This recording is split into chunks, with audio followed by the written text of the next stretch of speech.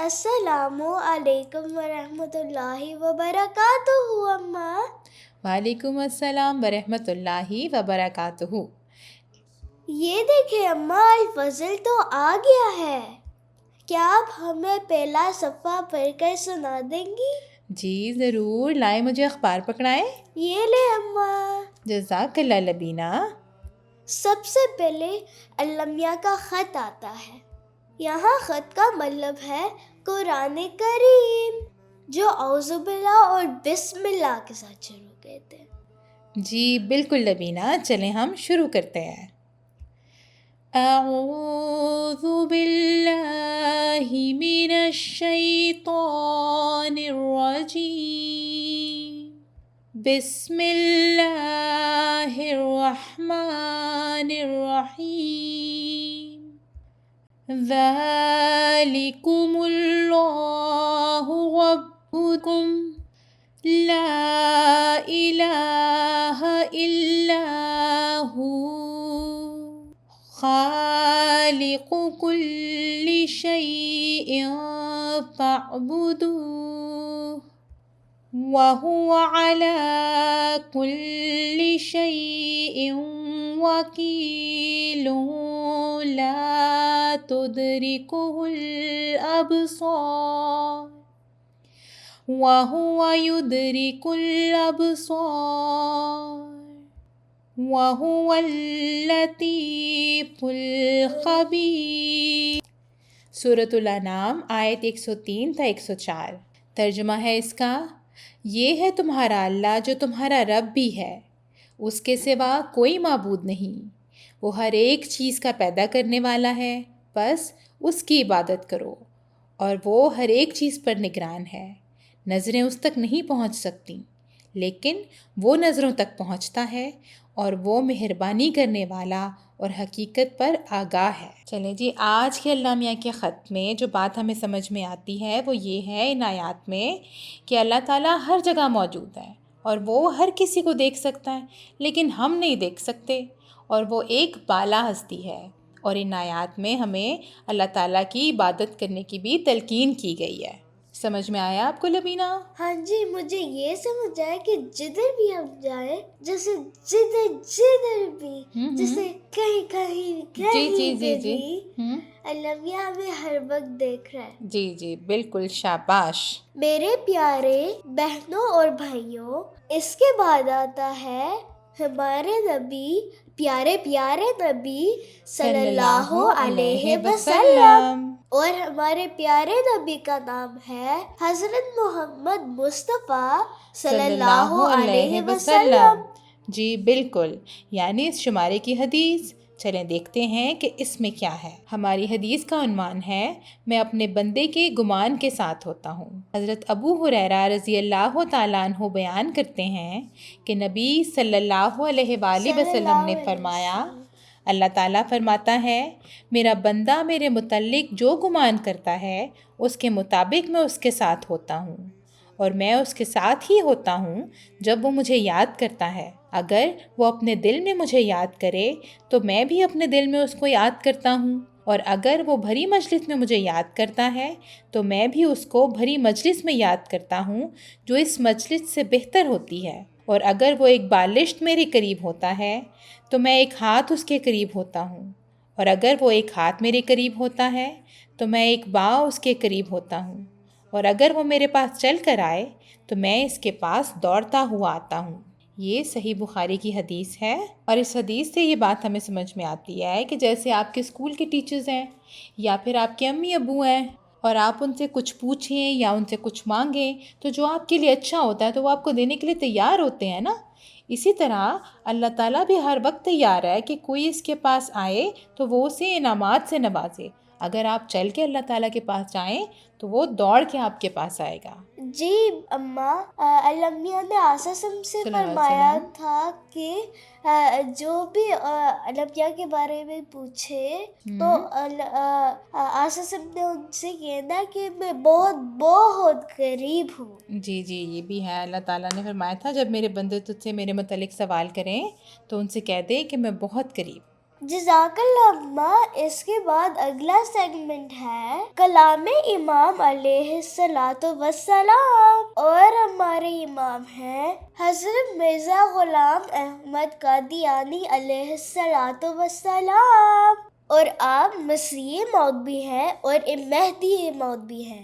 جی بالکل لبینہ، چلیں پھر ہم پڑھتے ہیں کلام امام علیہ الصلاۃ والسلام۔ ہمارا بہشت ہمارا خدا ہے۔ حضرت مسیح موعود علیہ الصلاۃ والسلام فرماتے ہیں کہ ہمارا بہشت ہمارا خدا ہے، ہماری اعلیٰ لذات ہمارے خدا میں ہیں، کیونکہ ہم نے اس کو دیکھا اور ہر ایک خوبصورتی اس میں پائی۔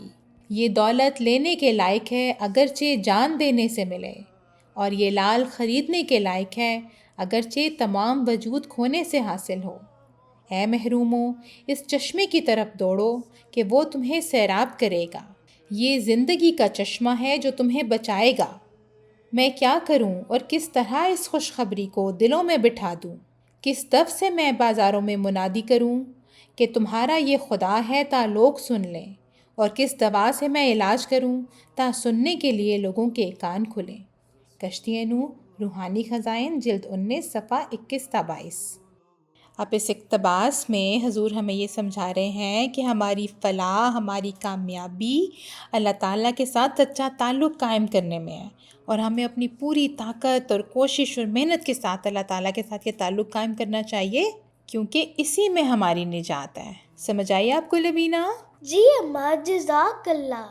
اس کے بعد آتا ہے پیارے حضور رضی اللہ تعالیٰ کی پیاری باتیں، اور ہمارے پیارے حضور کا نام ہے حضرت مرزا مسرور احمد صاحب اید اللہ تعالیٰ بنصر العزیز۔ جی بالکل، چلیں پھر اب ہم سیگمنٹ پڑھتے ہیں۔ پیارے حضور اید اللہ تعالیٰ کی پیاری باتیں۔ اللہ کا شکر ادا کرو۔ ایک ناصرہ نے سوال کیا کہ میں اللہ تعالیٰ کو اپنی زندگی میں وہ اہمیت کیسے دے سکتی ہوں جس کا وہ حقدار ہے؟ اس پر حضور انور نے استفہامیہ انداز میں فرمایا کہ کیا تمہیں یہ پتا ہے کہ تمہیں سب کچھ دینے والا کون ہے؟ اللہ تعالیٰ ہی دیتا ہے۔ اللہ تعالیٰ کہتا ہے جن کی تم عبادت کرتے ہو یا جن کو تم سمجھتے ہو کہ وہ تمہیں بہت کچھ دینے والے ہیں، اصل میں وہ کچھ نہیں دیتے۔ رب العالمین میں ہوں، میں تمہارا رب ہوں، میں تمہیں پالنے والا ہوں۔ میں نے تمہاری پیدائش سے پہلے تمہارے لیے انتظام کیا۔ جب تم پیدا ہونے والی تھی تمہاری ماں کے ذریعے تمہارے دودھ کا انتظام کیا، پھر تمہاری پرورش کے لیے تمہاری ماں کا انتظام کیا جو تمہاری نگہداشت کرتی ہے، پھر اس نے ہر طرح تمہارا خیال رکھا، پھر تمہارے ماں باپ نے تمہاری تعلیم کا خیال رکھا، تمہیں پڑھانے کے لیے کوشش کی، یوں اللہ تعالیٰ نے تمہیں پڑھنے کی توفیق دی۔ یہ چیزیں یاد رکھو تو تمہیں پتہ لگے گا کہ اللہ تعالیٰ رب ہے، پالنے والا ہے، تو میں اس کی شکر گزار بنوں۔ اللہ تعالیٰ کی شکر گزاری ہے، عبادت ہے۔ جب شکر گزاری کرو گی تو اللہ میاں کہتا ہے کہ اگر میری شکر گزاری کرنی ہے تو میں طریقہ بتاتا ہوں کہ تم کیا کرو۔ تم یوں کرو کہ 5 وقت نمازیں پڑھا کرو، اور اس میں جہاں مسنون دعائیں یا قرآنی دعائیں ہیں وہ کرو۔ اس کے علاوہ سجدے میں جا کر، رکوع میں جا کر میرا شکر ادا کرو کہ میں نے تمہیں پیدا کیا اور اس کے بعد پھر تمہاری پرورش کا انتظام کیا، تمہیں پالنے کا انتظام کیا، تمہیں اچھے ماں باپ دیے جو تمہاری تعلیم کا بھی خیال رکھتے ہیں، تمہارے کپڑوں اور لباس کا خیال رکھتے ہیں، تمہارے آنے جانے کا خرچ انہوں نے دیا۔ اب یہاں آئی ہو تو پیسے انہی سے لے کر آئی ہو، تو اس طرح اللہ کا شکر ادا کرو۔ جب یہ خیال آئے گا کہ یہ ساری چیزیں اللہ تعالیٰ نے میرے لیے پیدا کی ہیں تو اللہ کی عبادت کا حق بھی ادا ہوگا اور اللہ کی شکر گزاری بھی زیادہ پیدا ہوگی۔ پیارے حضور کے اس اقتباس سے یہ بات ہمیں سمجھ میں آتی ہے کہ اللہ تعالیٰ کے قریب ہونے کے لیے اس کا شکر ادا کرنا ضروری ہے۔ جیسے اگر آپ کسی کو جزاکم اللہ یا شکریہ کہیں تو اس کا بہت اچھا اثر پڑتا ہے، آپ کے دوست بنتے ہیں اور ویسے بھی ماحول میں محبت اور امن پیدا ہوتا ہے۔ سمجھ میں آیا آپ کو لبینہ؟ جی اما، جزاک اللہ۔ اس کے بعد بچوں کی نظم کی سیگمنٹ ہے۔ جی، بچوں کی نظم کا سیگمنٹ ہے۔ آج ایک معروف نظم ہے احمدی کی تعریف، چلیں اب اس کو ہم پڑھتے ہیں۔ احمدی کی تعریف۔ منتخب اشعار از کلام حضرت ڈاکٹر میر محمد اسماعیل صاحب رضی اللہ تعالیٰ عنہ۔ ہوں اللہ کا بندہ، محمد کی امت ہے، احمد سے بیعت، خلیفہ سے طاعت، میرا نام پوچھو تو میں احمدی ہوں۔ خدا کی عبادت، رسولوں کی نصرت، قیام شریعت، خدا کی اشاعت، میرا کام پوچھو تو میں احمدی ہوں۔ زمانے سے انبھن سبھی میرے دشمن، لہو کے ہیں پیاسے مسلماں برہمن، گر الزام پوچھو تو میں احمدی ہوں۔ طلب میں خدا کی بہت خاک چھانی، ہر ایک دین دیکھا، ہر ایک جا دعا کی، پھر انجام پوچھو تو میں احمدی ہوں۔ پیارے بچوں، اس نظم میں ایک احمدی کے اخلاق اور اوصاف بیان ہوئے ہیں، اور اس شمارے کے عنوان کا بھی اس میں ذکر ہے کہ اللہ کی عبادت کرنی ہے۔ ایک احمدی زندہ خدا کی طلب اور تلاش کرتا ہے، لیکن صرف اسلام احمدیت ہی بتاتی ہے کہ خدا ابھی بھی زندہ ہے اور اب بھی کلام کرتا ہے جیسے کہ پہلے کرتا تھا۔ تو کیسی لگی یہ نظم آپ کو؟ بہت اچھی لگی اماں۔ تو یہ تھا بچوں کے الفاظل کا پہلا صفحہ۔